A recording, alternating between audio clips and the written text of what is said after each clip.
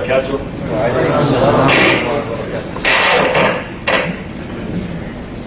بسم الله الرحمن الرحيم. الحمد لله والصلاة والسلام على رسول الله وعلى آله وصحبه ومن والاه. أما بعد. Brothers and sisters, Jazakumullah khairan for inviting me to come here today. I usually start off by, making everybody mellowed out a little bit, crack a few, not jokes, I don't like cracking jokes too much, but what I say tends to be laughed at, so just leave it at that. I notice a lot of you, since I arrived, the brothers that picked me up, they seem really tired. They've been writing a lot of assignments and handing in papers, preparing for exams. When I got here, it seems like everybody else is in the same mode, so I'm like, why did they invite me to come now? Everyone's going to fall asleep. So, I'm going to have to try and make this a little lively for you, inshallah. Myself included, it's the end of the semester. I have a lot of papers due as well. And when Saad called me up last week, I was like, you know what? No. Just straight up, no. And he goes, you know what, Dawood? Just get yourself a nice cheesecake or something and take 24 hours, think about it, and I'll give you a call tomorrow. And I'm like, okay, sounds reasonable. Cheesecake, why not? So, alhamdulillah, I decided, why not come back. I love this university, mashallah, not the actual university, I don't know anything about it, but I love the brothers here and the sisters for the sake of Allah, and I'm just really happy to be back. Jazakumullah khairan. Brothers and sisters, something came to my attention, something really strange while at the same time very disturbing. I noticed from listening to some of the brothers speaking on my way here and by spending a few minutes before this lecture, that there have been a few incidents that have taken place here on campus specifically, whether between Muslims or between non-Muslims. And this is something that we all need to wake up and smell the coffee. Okay, it's time that we wake up. It's time that we realize who we are and what we are here for, what we have been placed on this planet for. And this is what we're going to talk about today, inshallah. We're going to talk about why we are here. What is our purpose? It's time to wake up. It is not, we wake up in the morning, we go pray Fajr, I'm going to talk to you about the importance of Fajr. No, I'm not going to talk to you about Fajr at all. I'm not going to talk to you about Salah, I'm not going to talk to you about fiqh, okay? I'm going to talk to you about something more important. And what is more important than anything else in our religion? Allah subhanahu wa ta'ala. So we're going to spend this next hour, inshallah, talking about Allah subhanahu wa ta'ala. Because if we don't realize who Allah subhanahu wa ta'ala is, we will not be able to realize why we do anything in our life. Why is it that we are studying? Why is it that all of us have, bloodshot eyes, we're all tired from writing assignments? Why is it that we're doing this? Why are we striving so hard? What is the struggle for? Is it worth something in this life or not? And in order to make it worth something, we have to understand why we're doing it. And the only reason why we do anything is to please Allah subhanahu wa ta'ala. So everything that we do in our life is for Allah subhanahu wa ta'ala. But do we really love Allah? Ask yourselves, do you really love Allah subhanahu wa ta'ala? Now I want everyone to, whoever agrees with me, okay, whoever loves Allah subhanahu wa ta'ala, please raise your hands.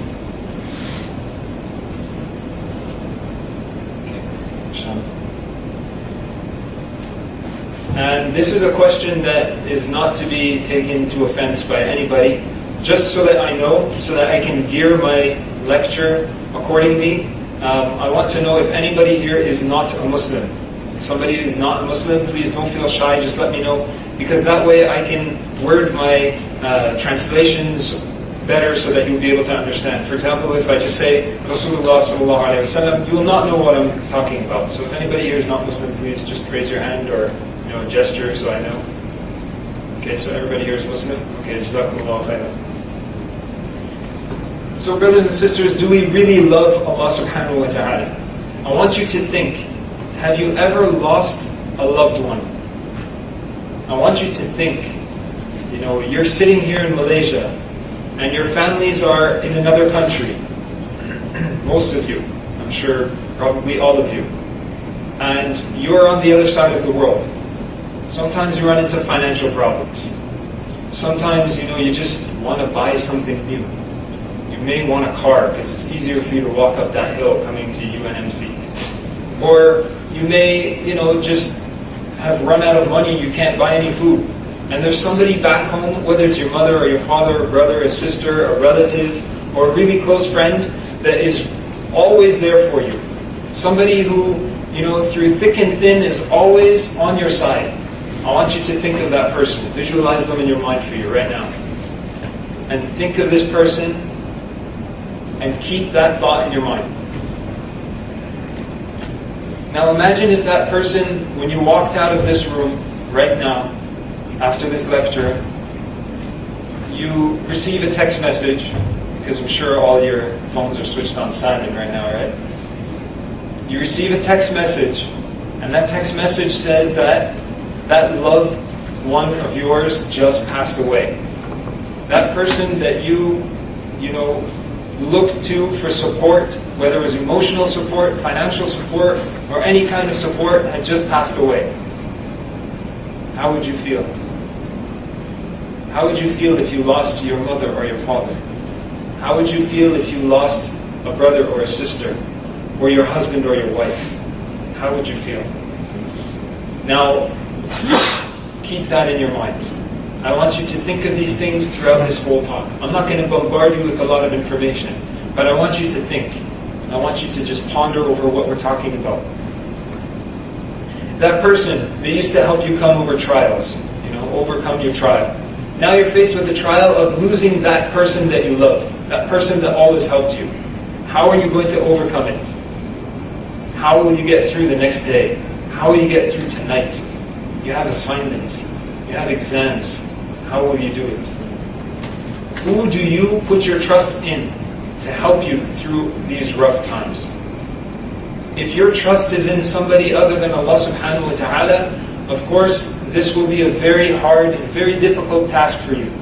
But if you put your trust in Allah, and you always turn to Allah subhanahu wa ta'ala to make things easier for you, and you ask Allah to help you, then this trial, this hardship that you're faced with, will be overcome very easily. But you need to turn to Allah subhanahu wa ta'ala. And it is only with Iman that we can overcome these hardships. So we're going to talk a little bit about Iman. Our topic today is about building our Iman a little bit. A wake-up call. When we talk about waking up in the morning, what do? We go and pray Fajr. That gives us that Iman boost for the rest of the day. And for those of us that have a hard time getting up for Fajr, we feel, our day is lacking in something. And the brothers and sisters that get up for Fajr, and the brothers who go to the masjid and the sisters who wake up for Fajr on time, they feel like, they started their day on the best thing ever. They prayed Salat al-Fajr. So we're going to talk about that today, inshaAllah. We have to prepare ourselves. Allah subhanahu wa ta'ala said in Surah Al-Ra'd, verse number 28, أعوذ بالله من الشيطان الرجيم بسم الله الرحمن الرحيم الذين آمنوا وتطمئن قلوبهم بذكر الله ألا بذكر الله تطمئن القلوب. Verily, it is with the remembrance of Allah subhanahu wa ta'ala that the hearts find rest. The hearts are at peace. So we seek Allah subhanahu wa ta'ala's help during these hardships.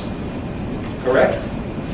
Now, if I was to tell you that, we're sitting here and we see somebody walk by and we're like, this person is a dead man walking. What do you think in your mind? This is a dead man walking. Now today, with the media and everything, we're starting to think, oh my God, somebody's going to kill him, this is not good, we shouldn't be talking about that. But we're not talking about that. We're not talking about somebody who is about to be killed. We're talking about a dead man walking, meaning their heart is dead. Their heart has no iman in it. They don't believe in Allah subhanahu wa ta'ala. Or they believe in Allah, but that's it. Those brothers and those sisters that say, Allah knows what's in here, and they go on their day. That's what we're talking about.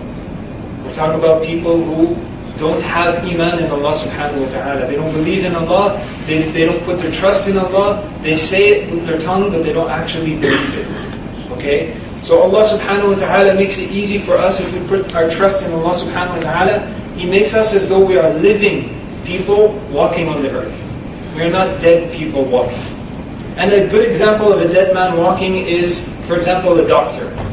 Okay, doctors are not dead men walking. Don't get me wrong. I know a lot of you are studying, to be doctors or in whatever field, medical doctors or engineering, whatever it may be. But I'll give you a very simple example. My brother this year, he was admitted in the hospital. This was in about February, April, something like that. He was admitted in the hospital. He had a doctor. His name was Dr. Shaner. He was a really good doctor, very old, over 70 years old. And he was a Jewish man. He didn't believe in Allah. This doctor did for my brother what my brother said, with tears running down his eyes, saying that this doctor, even though he knows I'm a Muslim, and even though he's Jewish, and we have so many differences, and with the media today, what's going on, he still goes out of his way. His wife is sick, the doctor's wife is sick, and she's about to pass away. She has cancer, I believe. And he goes out of his way because my brother had been admitted in the hospital twice, and he realizes this is strange, that someone that at this young age is having this kind of difficulty. So he comes from his house in the middle of the night in order to treat my brother, in order to operate on him, in the middle of the night, when he doesn't have to. But my brother, he finds this amazing and intriguing. Why is this person who's not a Muslim coming and helping me? And he does all these good things. And this person saves people's lives. Maybe for the past 40 or 50 years he's helping people, saving their lives. But is it worth anything in the hereafter? Is there a purpose to your life if all you're doing is helping people now, but you do not believe in Allah subhanahu wa ta'ala in the hereafter? Is there a purpose to your life?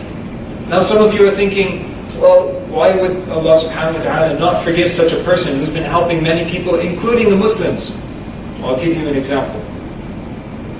You own a business, and in your business you have 2 employees.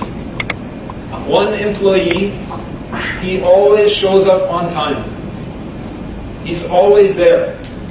You open at 10 o'clock in the morning, he's there at 9:30. He's sweeping the floor, he's cleaning the windows. He's always on time. And the other employee, he's a little bit lazy.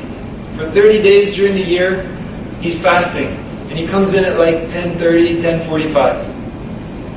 And, when it comes to sales, with the customers, half the time he's sleeping. He's got bad breath for 30 days of the year, and he's kind of lazy.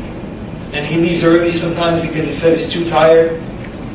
But the difference between these 2 employees is that the one who's always on time and makes all the sales, at the end of the month, when he goes to deposit the money in the bank for you as the owner, there's always about 25% of that money missing. Or 30% or 50% or whatever you want. But the other person who's always half asleep, who's tired, who comes to work late, who never helps clean up, when it comes time to depositing the money, every single penny, every cent is accounted for. Now, how would you, as a store owner, being the boss of these 2 employees, how would you treat these 2? You would look at the one who's always on time and say, you know what, you're always on time? So what? I can't pay my rent if you're stealing my money. So what good you did for me is useless, because you're doing so much good, but in the end, I still have nothing. You didn't appreciate what I gave to you. But the other one, who was always late, but he would always deposit his money on time, and every single penny was accounted for, that employee, you would tell him, you know what, you slacked off, you're a little bit lazy, you make mistakes, but you're a good employee. I like you. You give me all my money back. So the 2 employees are human beings walking on this earth. One of them has Iman in his heart and the other one doesn't. And the one who doesn't have Iman, he's doing all this goodness. But in the hereafter, all that goodness is worth absolutely nothing. Because you did not do it for the sake of Allah subhanahu wa ta'ala. You didn't please the one that created you. But the one who was lazy and came to work, 30 days of the year with his bad breath and so on. It was tough dealing with him as an employee, but you bought your BMW because of the money that he deposited in your bank account. And you bought the big house, and your children went to school and colleges and universities, and you were set. You were set. So the two are different, and I hope you guys can see that. If anybody can't, then please ask me about it later on, inshallah. Iman helps us to differentiate between a Muslim and a non-Muslim. So the difference between a Muslim and a non-Muslim, there are many different aspects, but one of the most important ones is Iman. This is the difference between a Muslim and a non-Muslim. Allah subhanahu wa ta'ala says in Surah An-Nisa, يَا أَيُّهَا الَّذِينَ آمَنُوا آمِنُوا بِاللَّهِ وَرَسُولِهِ آمنوا بالله ورسوله والكتاب الذي نزل على رسوله والكتاب الذي أنزل من قبل ومن يكفر بالله وملائكته وكتبه ورسله واليوم الآخر فقد ضل ضلالا بعيدا. Allah subhanahu wa ta'ala clearly states for us in the Quran, those who believe in Allah subhanahu wa ta'ala and the Prophet sallallahu alayhi wa sallam and the books that were sent down and the scriptures and the day and the angels and the day of judgment, those are the ones who Allah subhanahu wa ta'ala loves. And indeed, those who do not believe in that have strayed far, far away. So the difference between one who believes and does not believe is a drastic difference. And this reminds me now, I'm going back to the beginning when I said that there were a few incidents that happened, say on campus or off campus, I don't know where it was, but the brothers were just telling me about certain things, and I don't know who's involved, so please don't attack me.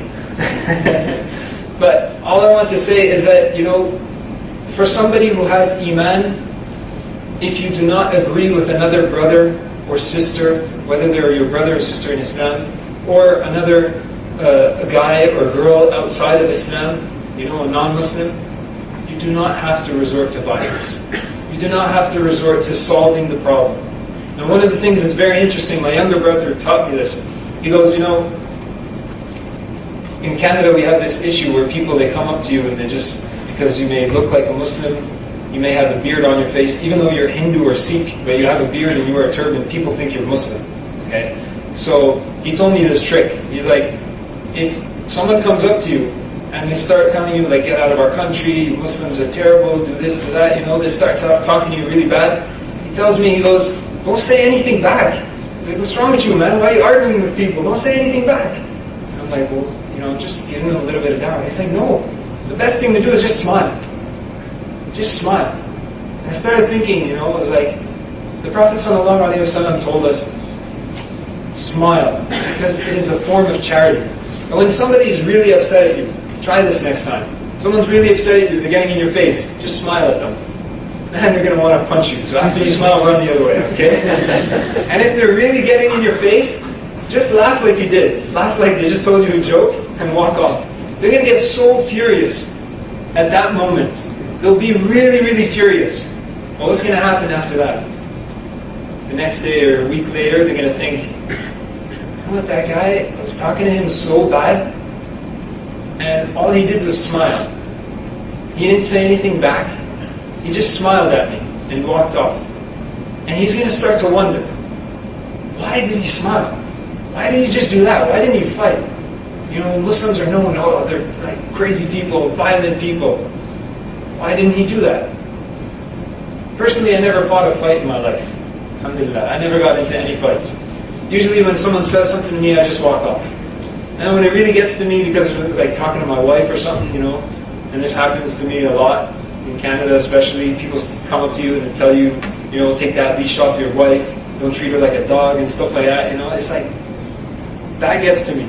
But my brother tells me, he's like, just calm down, man, just laugh.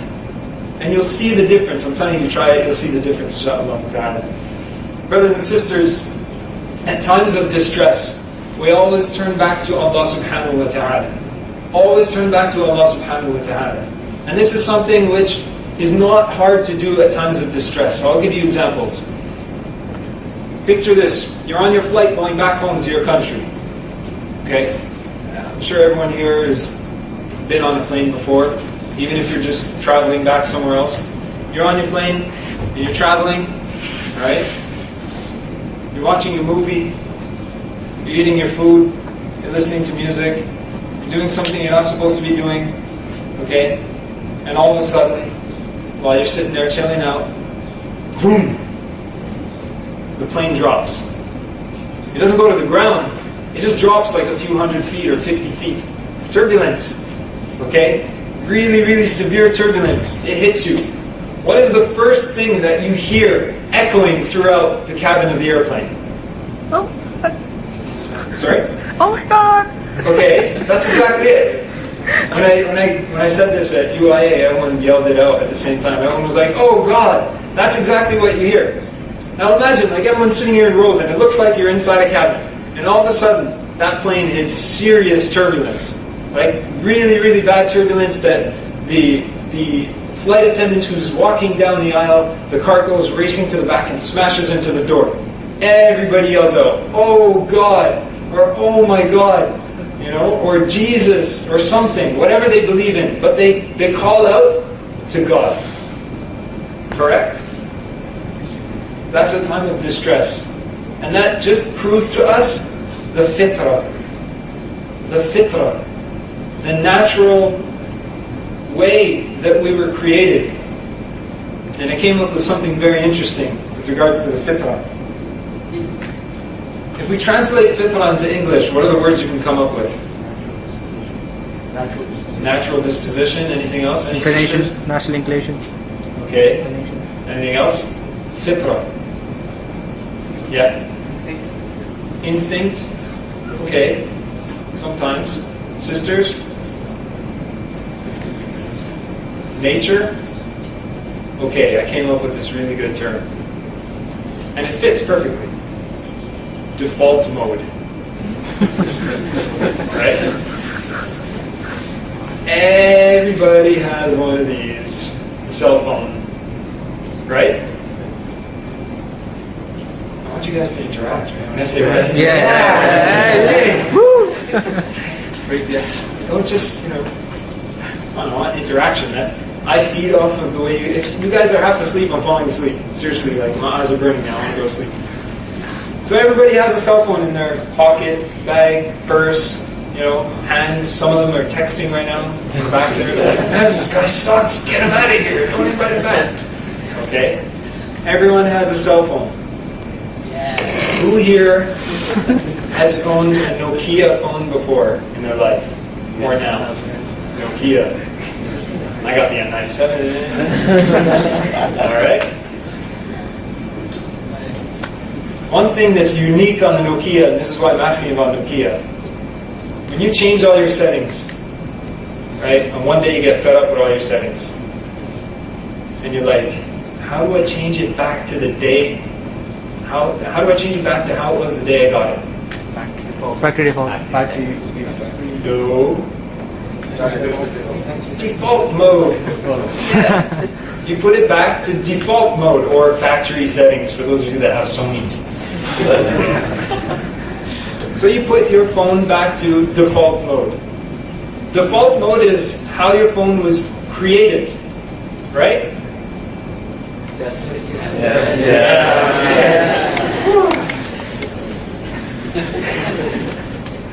Everyone's like, "Oh, we got assignments to finish." So you put your phone back to default mode. And now what happens? It runs just like the day you got it, right? Perfectly. You send text message, in 3 seconds, boom, message sent. Whoa, this is good. Someone calls you, their picture shows up right away. Whoa, it's working fast. When I had all the settings, it was like, send a text message, gotta wait 30 seconds, finally sent. Now I can type another message, So when you set your phone back to default mode, it goes back to the original state. It starts to work faster. It wipes out all that nonsense that you had on there, all the pictures and movies and ringtones and whatever.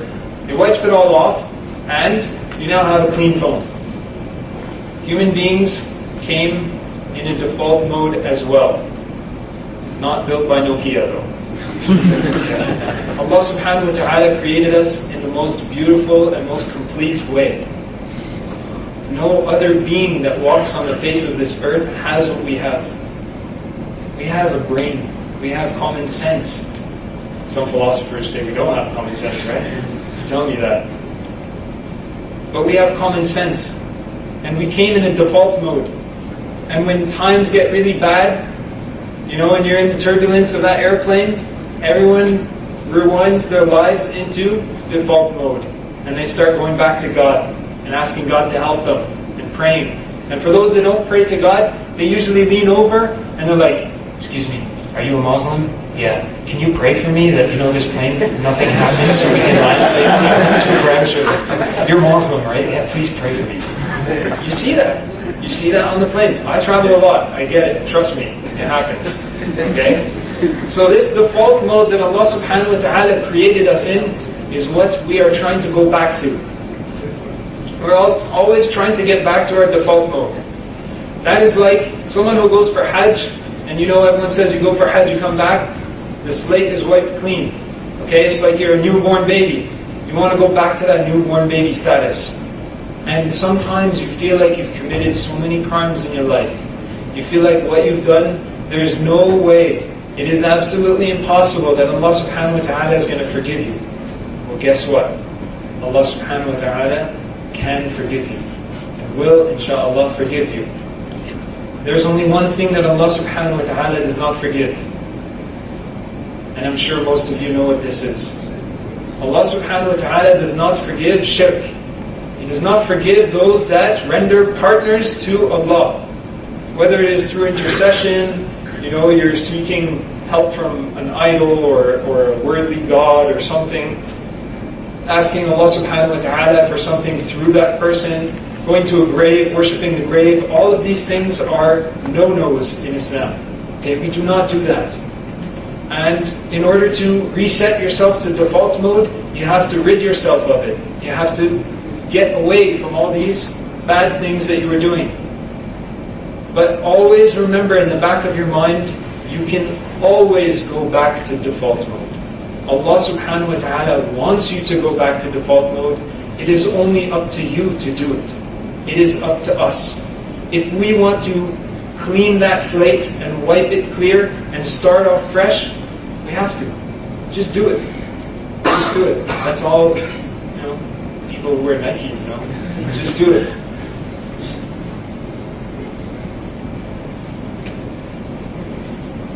Brothers and sisters, I'll give you an example of somebody who is in a way related to me, who just passed away about a week ago. This is my mother's sister, so my aunt, her father-in-law. Okay, so my aunt's father-in-law, or my uncle's father. He's not Muslim.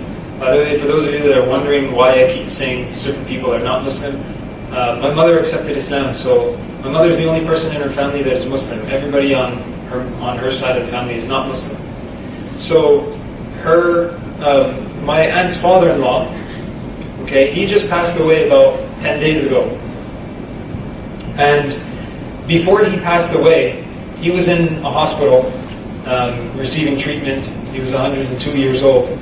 And he was laying down on the hospital bed, and his daughters, who are not Muslim as well, came, and they were sitting on his bed, they're elderly as well, maybe around 60, 65, 70 years old, and they're singing songs to him, the same songs that they sang when they were little kids, that he used to sing to them. Okay, this is a non-Muslim household we're talking about. And they're sitting on his bed, singing these songs to him, and all of a sudden, at the end of each song, he smiles. And he just says, go on. So they start to sing another one. And they continue doing this for a couple of hours. At one point in time, he sits up off the bed, and he just yells out his wife's name. His wife passed away a few years back. He yells out his wife's name, and he lays back down and passes away. His daughters that were sitting with him said that before this happened, he was having a really hard time breathing. And every time they finished a song, he would like cough, be like, and they thought it meant, keep singing, keep singing. But what do we know from reading the Sunnah of the Prophet ﷺ? That the soul of a non-believer, the soul of a non-Muslim, when it is taken out, it is ripped out really, really hard. It comes out very, very tough. And so, when I heard this story, I asked my mother, I said, describe to me, keep going, describe to me, like what happened, what was going on? And it sounds exactly like what we read in the seerah. When someone's soul is ripped out, they're in so much pain. And this is a man who's dying, and he's in so much pain. And then he's about to die, and his soul is just coming out. And what does he yell? Does he yell out Allah? Does he yell out La ilaha illallah? He yells out the name of his wife that passed away like 20 years ago. Is that the way that you want to leave this world? Do you want to leave this world not remembering Allah? Do you want to leave this world with people sitting around you on your bed singing songs to you? Do you want to leave this world struggling with your soul, pulling it as it's being pulled out? Is that the way you want to leave this world?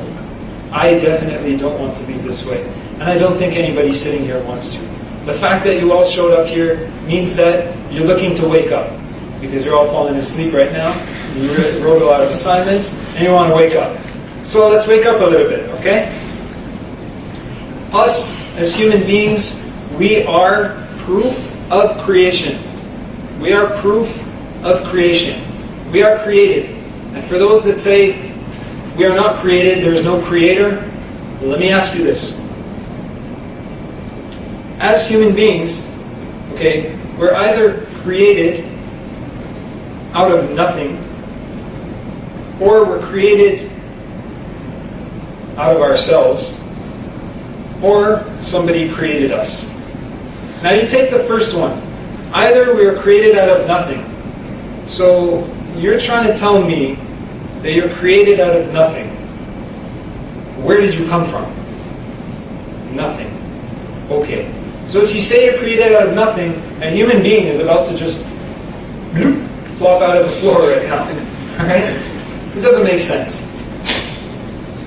If we created ourselves, then that means we would be cloning people today. And obviously, we're not cloning anybody because they still haven't figured that out. And they will never figure that out. There's no way you can clone another person. Okay? And that leads us to the last one, which means that somebody must have created us. Okay? There has to be a creator. And this creator is not a human being. This creator is Allah subhanahu wa ta'ala. This creator is the one that gave us, as I said, something unique that no other creation has. The ability to differentiate between what is right and wrong. And the ability to differentiate between when we are supposed to do something and when we are supposed to hold ourselves back. So this is something that Allah subhanahu wa ta'ala has gifted us with. We know that we are not created by ourselves. We know we did not just magically appear out of the ground. We know that Allah subhanahu wa ta'ala created us. Now the fact that He created us means we have to fulfill certain things. And one of the things that we have to do is put our trust in Allah subhanahu wa ta'ala at all times. I ask you now, if you're sitting down after this lecture, you're sitting down outside, what's that restaurant called? DSA. DSA? Sherry Bhai Cafe. You're sitting down by the restaurant. Okay? Because a lot of you don't know what a restaurant is. Okay. So you're sitting down by the restaurant. And while you're sitting there, a fly comes and lands on your food. Yum. Right? No, it's disgusting. This fly lands on your food. And you don't brush them off right away because you're putting food in your mouth, and then you look down and you realize, oh, there's a fly on my food. So you go to brush off the fly. But the fly ate some of your food. He ate some of your food. How are you going to get that food back from your fly? You're going to beat him up? Like, go fly, come on, man. You going to do that? Are you going to give them Heimlich maneuver? Like, trying to get that food out of the fly? What are you going to do? There's no way you can get that food back. And there's no way you're even going to try to get food back from a fly. You're not going to do it. Why? Because first of all, it's such a small amount. Second of all, even though it's such a small amount, probably won't even harm you, you don't want to eat food that came back out of the stomach of a fly. Okay? But my point is, Allah subhanahu wa ta'ala created that fly. And if you say that you are, capable and you have powers to do certain things, well, I ask you, or you ask those people that say those things, the exact same thing I just asked you. To get your food back from that fly. And see what they say. Try and make them come up with some strange thing, I'm sure. Adnan's going to try it. He's probably like writing down right now, like, yep, going to eat after, I'm going to look for food. Look for people who have flies in their food. I'm not going to wait for the fly to come and look for people who already have a fly. Not sure. Brothers and sisters, the Prophet ﷺ said, whoever's last statement is La ilaha illallah, dakhala al-jannah. Whoever's last words coming out of their mouth is La ilaha illallah, will enter Jannah, will enter paradise. But at that moment, as you know from the story I just related, it is very, very hard for a person to say La ilaha illallah when they're struggling with their soul. So this is why you have to live every single part of your day according to how Allah subhanahu wa ta'ala wants you to. And I told you, I'm not going to talk about fiqh, I'm not going to talk about salah. I'm talking about using your mind. I want you to recognize the signs of Allah subhanahu wa ta'ala around you at all times. Recognize that Allah subhanahu wa ta'ala created you. He created those fish that swim in that pond out there. He created those beautiful birds. I saw birds there. I don't know if any of you saw it, but I saw birds drinking from the water in the rain. It looked so beautiful. Allah subhanahu wa ta'ala created those birds. Why? Why did He create them? Why did the rain come down? And for some people that rain is terrible because they have to walk in it and get soaked. For other people that look at it and like, mashallah, it's a beautiful day, it's raining. It's beautiful, the rain, it's nice and cool. It's not so hot and humid. Allah subhanahu wa ta'ala created those things as signs for us to recognize the power of Allah subhanahu wa ta'ala, His abilities, His strengths. He gives, He takes. If Allah subhanahu wa ta'ala, after this rainfall that just fell, if He stopped the rain from falling for the next 50 years, what would happen to Malaysia? What would happen? You study what, ecology or something like that? Environment, yeah. No shade for us. No shade? Plants would die. Plants would die. Desert. Turn into a desert. What else? Famine. Everyone would leave. Go back. Nothing would be able to survive except for a few species. And that's it. And that's the power of Allah subhanahu wa ta'ala with rain that sometimes we complain about. Sometimes the rain is falling and we're like, subhanAllah, this rain, man, when is it going to stop? And you laugh, but it's true. The reason why you're laughing is because you know you've said it at least once before. I say it, sometimes I say it and I catch myself like, subhanAllah. Sometimes I remember when I was in Saudi, because I lived in Medina for a number of years, sometimes it would rain once for the entire year. The entire year. Trust me, when it rains that one time, everybody's out in the rain. Everyone's like, yeah, it's raining, I'm coming to pick you up. Everyone's like going to pick up their friends or driving in the rain. It's beautiful, it's a blessing from Allah subhanahu wa ta'ala. For those that don't have it, they realize what they were missing. And for those that have it, they will never realize its importance until they lose it. Until that rain is lost. And everyone has to sell their property. And everybody sells their cars. And everyone closes down their shops. And they move away from this life. You only realize the power of Allah subhanahu wa ta'ala when you lose something. When you lose a loved one, as I said in the beginning. You realize the power of Allah subhanahu wa ta'ala. That person is gone. There's nothing on the face of this earth that you can possibly do to bring them back. You can cut open their chest, put in a heart from someone who's alive, dead. Change their lungs, dead. take off their toenails and put on nice toenails and nice fingernails. Dead. Give them a, artificial hair implant. Still dead. There is nothing that you can do, absolutely nothing that you can do to bring that person back. Nothing. It is Allah subhanahu wa ta'ala who takes, and it is Allah who gives. And nobody can touch that power. Brothers and sisters, Musa alayhi salam, sticking with La ilaha illallah. Remember we said whoever dies in the last statement is La ilaha illallah, dakhala jannah. There's a lot of explanation that goes with that. You also have to believe in La ilaha illallah. We're going to get to that, inshallah. Musa alayhi salam, the Prophet Moses, he used to be able to talk to Allah subhanahu wa ta'ala, correct? Correct. Yes. I'm going to wake you up. No, I'm going to do some activities soon. We're not going to throw any heavy bags at your sisters or anything like that. Like last year. Musa alayhi salam, he was able to talk to Allah, okay, the Prophet Moses. He could talk to Allah subhanahu wa ta'ala. And he told Allah subhanahu wa ta'ala, once he turned to Allah and he said, Ya Rabbi, I want you to teach me something that I can call you upon, or call upon you. Teach me something with which I can call upon you.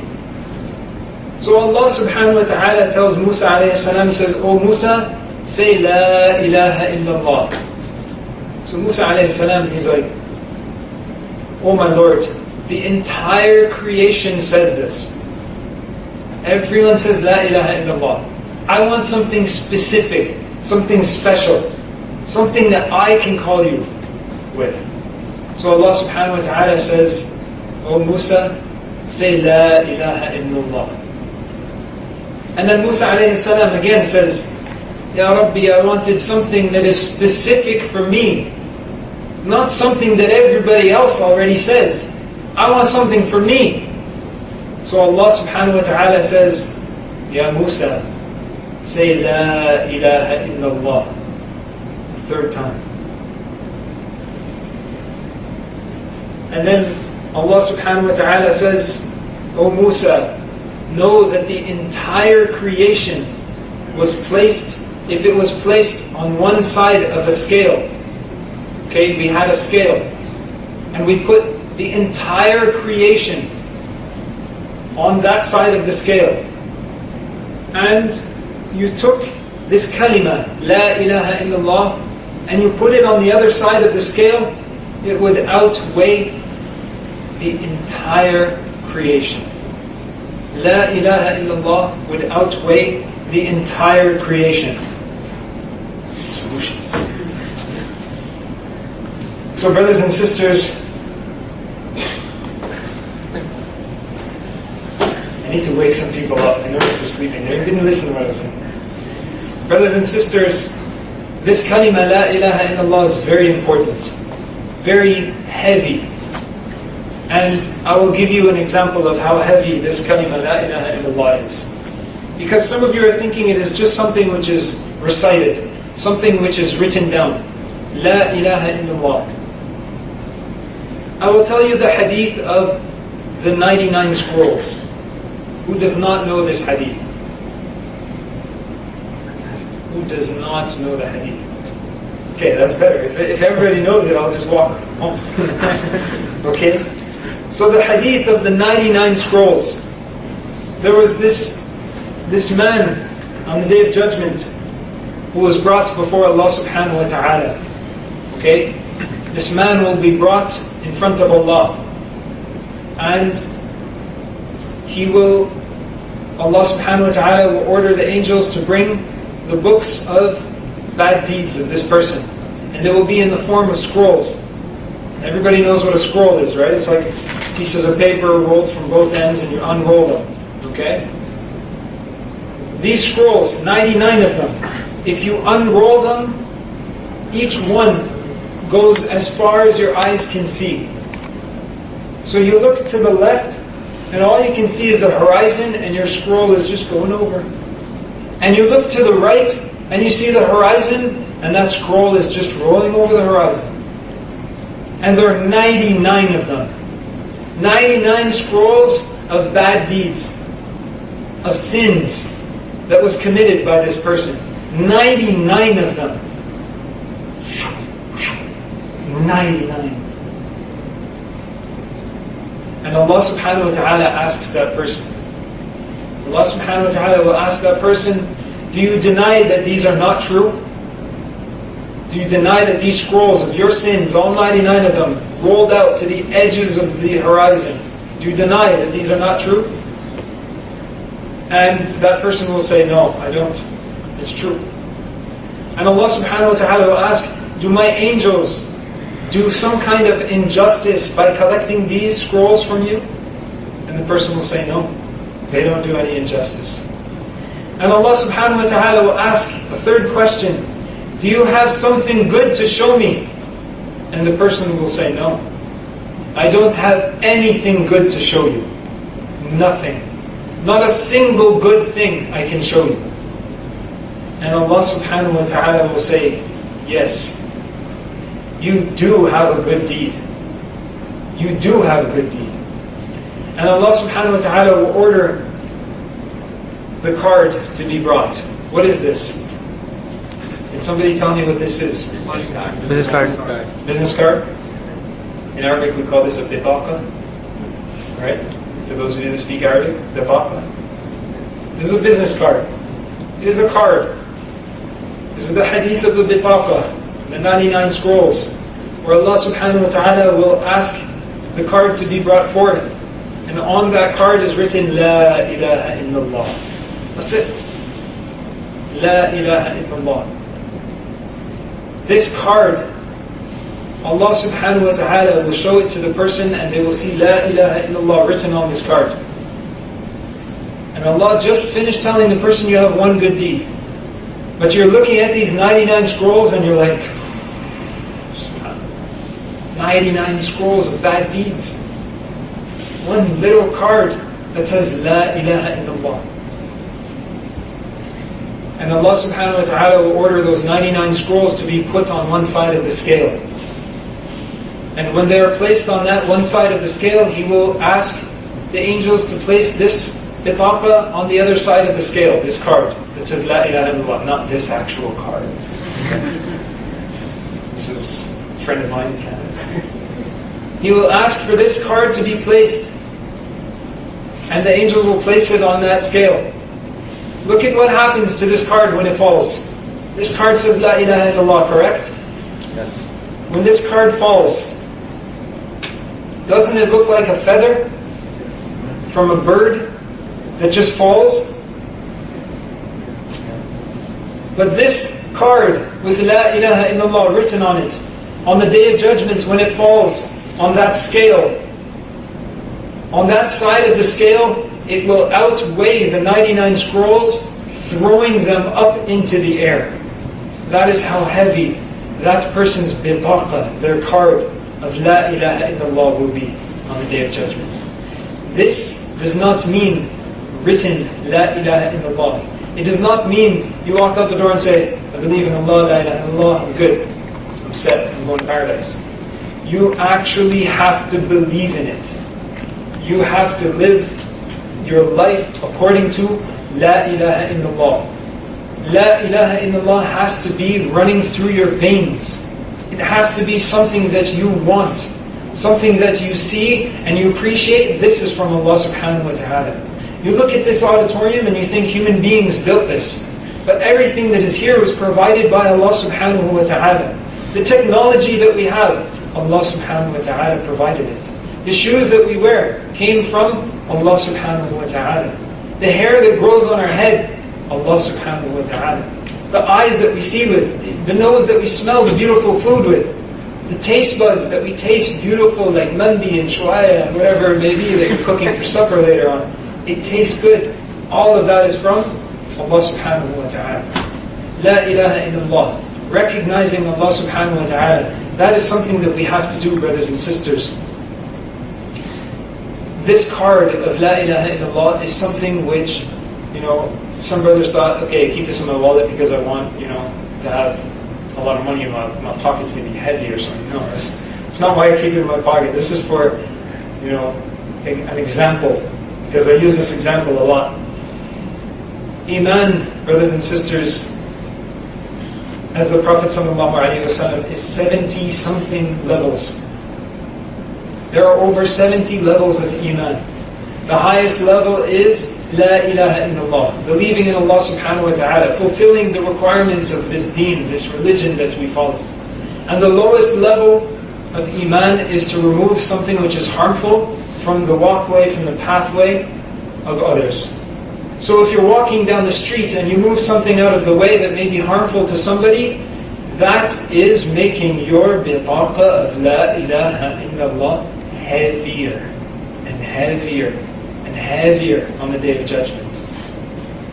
But if you do not do those little things, smiling to others, being polite, avoiding fights, doing good things, spreading good amongst you, amongst your co-workers, your fellow students, those are all things which will make this bitaqa fall heavier than a feather.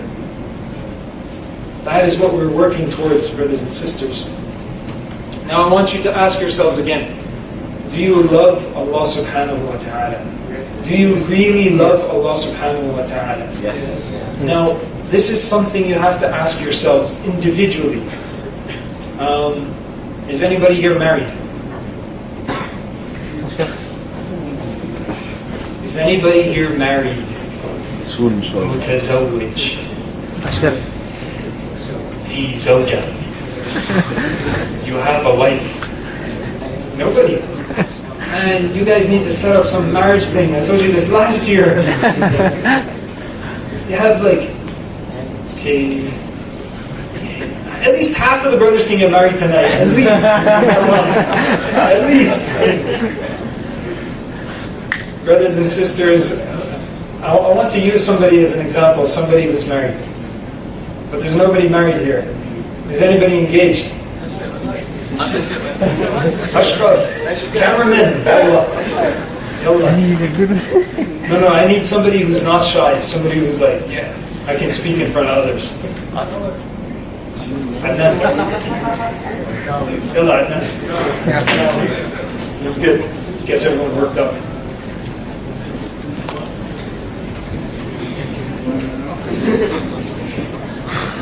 Okay, Adnan. This is my good friend Adnan. Picked me up in my house. Came out, I saw he was enjoying the scenery outside my house. Okay, Adnan, you're engaged. No.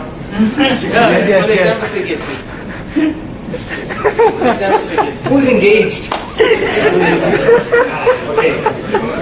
Okay. So Adnan over here. Okay. For the sake of this example, Adnan, you and I are standing here. Okay. Pretend that we're a married couple. Just pretend. Are you shy of me? No. You don't love me? Okay. So Adnan. No.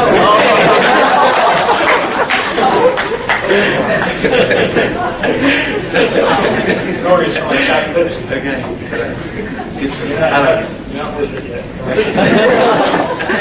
Okay, so pretend for the sake of this example, I am your wife, you're the husband. I'm the wife, you're the husband. We're standing together over the waters of Langkawi. Have you been to Langkawi? You guys have been to Langkawi. You had to at least see pictures, right? Yeah. Okay, good. So Langkawi, nice sand, right? Beautiful sand. We're standing barefoot, no shoes on, beautiful sand between our toes. And the water is nice and blue, and it's glittering. And in the distance, you see where the door is in the distance there, you can see the sun. The sun is setting. And I want you to describe for me the beauty of that sun and relate it to me as a wife.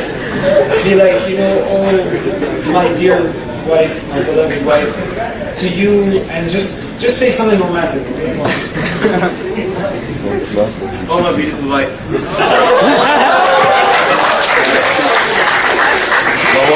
When I see you in the morning, when I wake up in the morning, when I see you in the morning, it feels as if the sun had just risen. And when you leave me, you go for your work, or I go for my work, it feels as if the night has come. And Oh my God.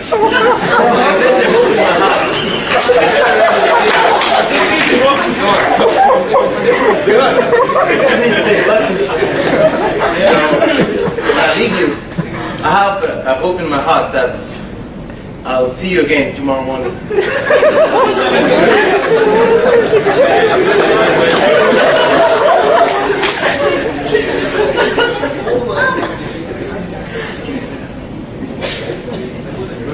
My love is like the radiance of the sun. It's so diverse, just like different rays of something. Sisters? He's not married yet, okay?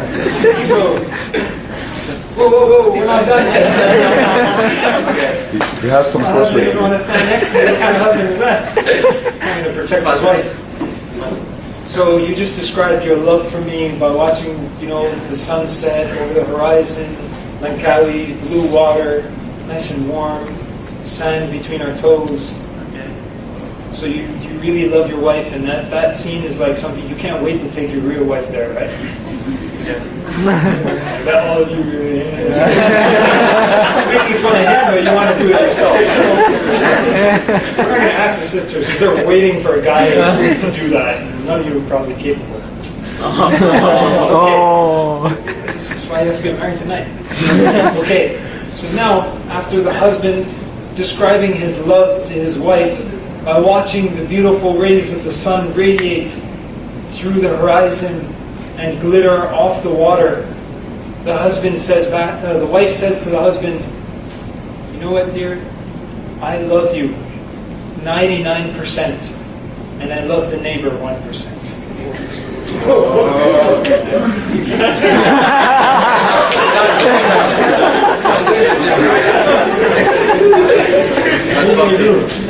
I'm gonna go to the neighbors. Second wife.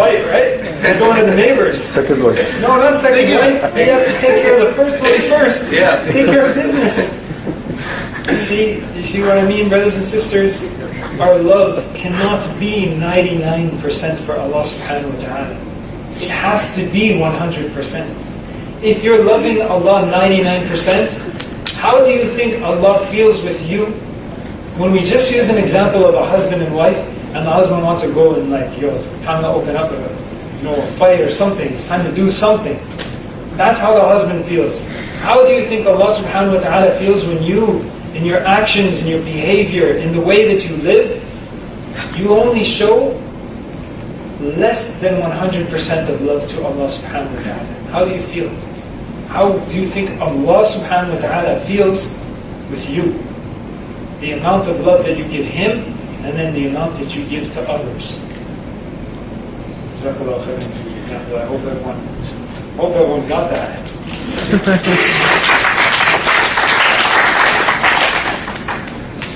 Brothers and sisters, this is why it is important for Adil and Adnan and Saad and all the brothers to get married.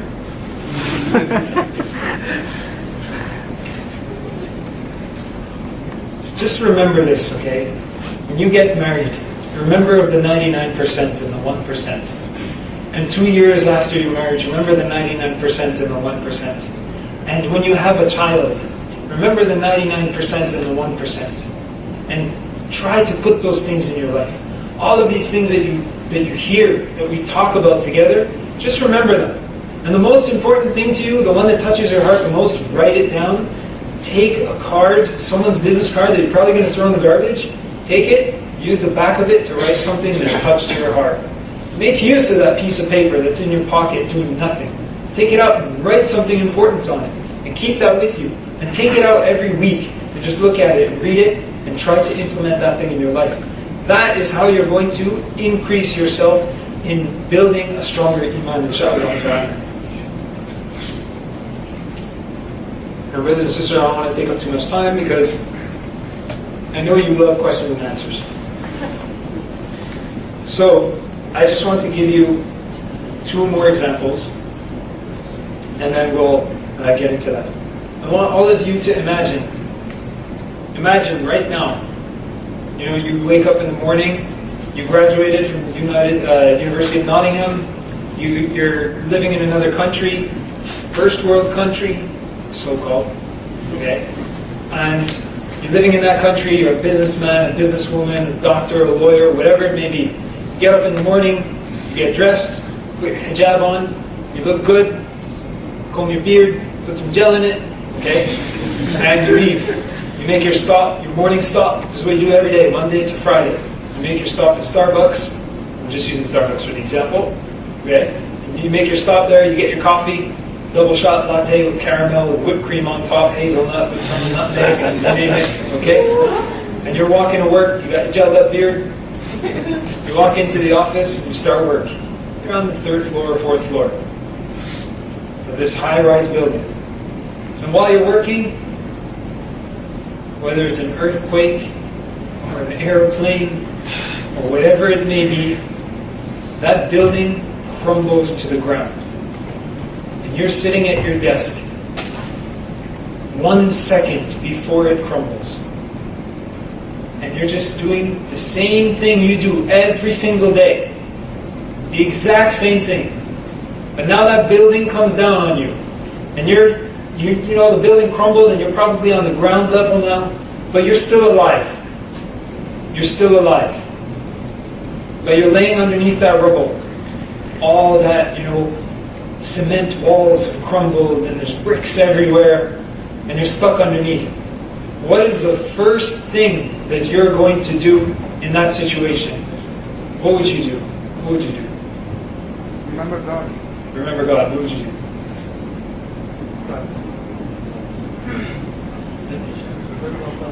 Remember Allah. Just pray for meditation. What would you do? Make dua. Ask for help from Allah. Ask for help. Sisters, the first sister right there, what would you do? Pray to God. You were sitting up in the back there wearing the big glasses, what would you do? Pray? Uthman, what would you do? Say shahada? Too late. Alhamdulillah, it's good that we have these intentions that we want to do this. But honestly speaking, when a building crumbles, you think you're sitting down right now, this building crumbles, what would you do? You cry for help. Thank you. Okay? When I asked you the first time what would you do, you start thinking. But if the building came down, what would you do? You would yell. You'd be like, help! Help! Someone come and help you, right? That's what you want. You want someone to help you. It's a natural instinct. Okay? But now you picture yourself in that situation. You're yelling and screaming and nobody's coming. Now you start thinking of Allah subhanahu wa ta'ala. Now you're stuck under there. Nobody heard you. Nobody saw you. Nobody even knows you're under there. In fact, there are probably hundreds of dead people lying around you. But you survived. But you're stuck. And you start to pray to Allah subhanahu wa ta'ala. You start to pray. Before you started to pray, before you did anything, you could have been one of those dead people laying next to you because of injuries from the fallen walls and ceilings. But you were alive. So Allah gave you that opportunity to think of Him again and to recite the Shahada, to say La ilaha illallah. Now think, you're stuck under there for 5 days. Nobody even knows you're there. But they're digging and digging in hope to find somebody. And this happened recently in Turkey during the earthquake. And they found somebody, I think after 5 or 7 days, still alive. They found someone underneath that rubble. That is a blessing from Allah subhanahu wa ta'ala. To find somebody still alive underneath the building that just collapsed. That is a blessing from Allah. But what is more important is that the person is there and there's nothing with them except evil, corrupt, destruction around them. The building collapsed, there may be fire, there may be water gushing, And all these things in our minds are real terrible and real bad. We don't want to be in that situation, right? So you're left with one solution. Turning to Allah subhanahu wa ta'ala. When all doors have been closed, there's only one way out. And that way is with Allah. So when you have many doors of evil, this door has evil, that door has evil, that door has evil, you can go and take any one of them. But when you close all the doors of evil on you, there's only one place where you resort to. And that's with Allah subhanahu wa ta'ala. So by closing those doors of evil in your life, by staying away from things that are haram, by staying away from evils, by interacting with people in a good way, spreading goodness, being kind, being nice to others, and avoid all kinds of evil, whether it's cheating, stealing, lying, anger, all of those things. Close the doors. There's only one door left for you. And that's the door of goodness. And that door leads you straight into Jannah. Success. Nothing left for you. No evil, nothing. Just goodness is left for you in this life. Brothers and sisters, the Prophet ﷺ said that he swore by Allah. He says, I swear by Allah, I have left you upon a clear road. Its night is like its day. No one can deviate from this road except the one who is destroyed. Now picture yourself. You're driving... I forgot your name. Hassan. Hassan has a Beamer. Okay. BMW. But you're not driving Hassan's BMW. You're driving a brand new BMW. Or a brand new Mercedes. It's not because your BMW is bad, I love it. But you're driving a brand new one. There's no problems with it, and there's no reason for any mistakes to go wrong. Or any problems to happen, sorry. No reason whatsoever. So what you're doing is you're driving down the highway going to KL. And it's daytime, there's no rain, and the street lights are on just to help you out. Okay? And there's no harm in the middle of the road, there are no cars, nothing, absolutely nothing. It's a straight road and you're driving. Is there any reason why you would swerve off of that road? Can you possibly think of any reason that you would swerve off that road? Why you would swerve off that road? Anybody? There's no problems with the car. Nothing. Everything is fine. It's 100%. It's like the most ideal situation. Something comes to fall across the road. No, nothing falls. There's nothing to fall. The sky is there. The sky is not. Open manhole. No, you're not understanding. Sorry? You're not going to die. You're driving and there's absolutely nothing to happen. Exactly. You see what's happening? None of you can figure out what is going to come in your way. Because there is nothing to come in your way. As the hadith said, the road is clear. Its night is like its day. It is so obvious. What you need to do is realize that the only thing that can deviate you from this road is you yourself swerving the steering wheel far to the right or far to the left, that you actually swerve or veer off the road and deviate yourself. There's nothing else. You yourself are the one that is going to be held accountable. You are the one that deviates yourself. You are the one in control of that steering wheel. You can either hold it straight and go straight to KL or swerve off the road. And that is an example of a person who deviates. Either you yourself work at deviating yourself, or you keep yourself on that straight path and you go straight to Jannah, inshaAllah ta'ala. Brothers and sisters, we're supposed to talk about the importance of studying. And a lot of you are like, ooh, please don't start. Please don't talk about studies. Please don't talk about exams. Brothers and sisters, it's very important for you. I will only take maybe 2 minutes. Very important for you to study. Why do you need to study? In the Quran, Allah subhanahu wa ta'ala ordered the Prophet sallallahu alayhi wa sallam to ask for one thing. He ordered him to ask for one thing. And that is knowledge. وَقُلْ رَبِّ زِدْنِي عِلْمًا. Allah asked the Prophet ﷺ to increase him in one thing. Knowledge. The knowledge that you're seeking here may not be Islamic knowledge, but your knowledge can be used to benefit the Muslim Ummah. Your knowledge can be used to help others in the future. With your iman, with your belief, with your help, with your strength, you can make the world a better place, both for Muslims and for non-Muslims. When the world is a better place for non-Muslims, they look at the reasons why. How did this happen? Who contributed to it? They look at the Muslims. They succeeded. They were success. You look at examples of Andalus. You look at examples of the Muslims in Iraq when they were leading in knowledge and so on. You look at those examples and you think, all of these things I can do as well. We can do together. So study hard. Put the effort in. There's only 2 or 3 weeks left, and then your exams are done. This is the time where you need to burn the midnight oil. This is the time where your eyes are red and it feels good. You feel good at the end of the day. You're like, you know what, I put in the effort. You get your marks after, you're like, yes, I strove hard, I did good, and now, what are you going to do? Keep in mind that everything that you do is for the sake of Allah subhanahu wa ta'ala. Of course, I don't want to take up much time. Everything you do is for the sake of Allah. You purify your intention for the sake of Allah subhanahu wa ta'ala. Now, Adnan, please come here. I'm going to use you again. And what's your name? Omar. Here, please. Okay. Just stand here. And Arlo, stand there.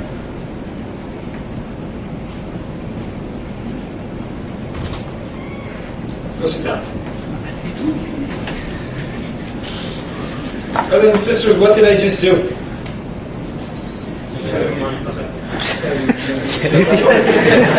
Charity? You guys need it? You can ask them to give you a ring if you want. What I just did is give you an example.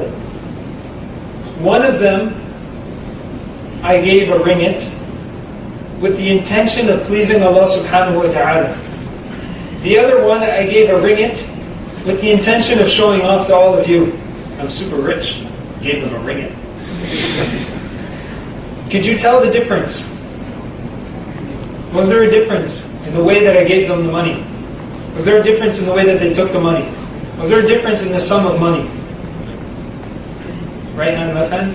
I gave it with the right hand, both of them. The only difference there was my intention. And I'm not saying that I did one act for riyah. I'm doing this for the sake of an example to all of you. That we can do things to please Allah subhanahu wa ta'ala in the exact same way that we do it not to please Allah subhanahu wa ta'ala. So when you study for your exams, keep in mind every single day, every time you open another book, I'm doing this to please Allah subhanahu wa ta'ala and to help the Muslim Ummah in the future.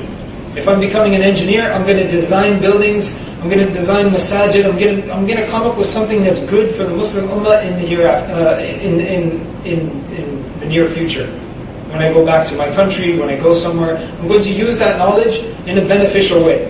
If you're good in technology, you're using that technology to benefit the Ummah, to spread hadith and ayat across the internet, to reach others in other countries. Use that knowledge in a good way. I'm going to end there, inshallah. I don't want to take much of your time. I know we don't have much time for question and answer, which is good. So, inshallah, anyone has any questions, it's supposed to be written down. We can take that now, inshallah.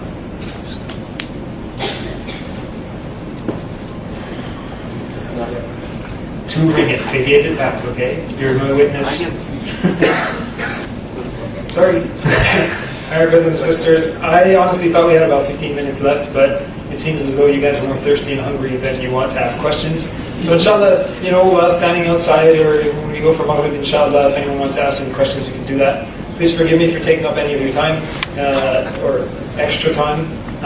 For those of you that I may have offended or done anything wrong, please forgive me. And anything that I did which was good came from Allah subhanahu wa ta'ala. Jazakumullahu khairan. Assalamu alaikum wa rahmatullahi wa barakatuh.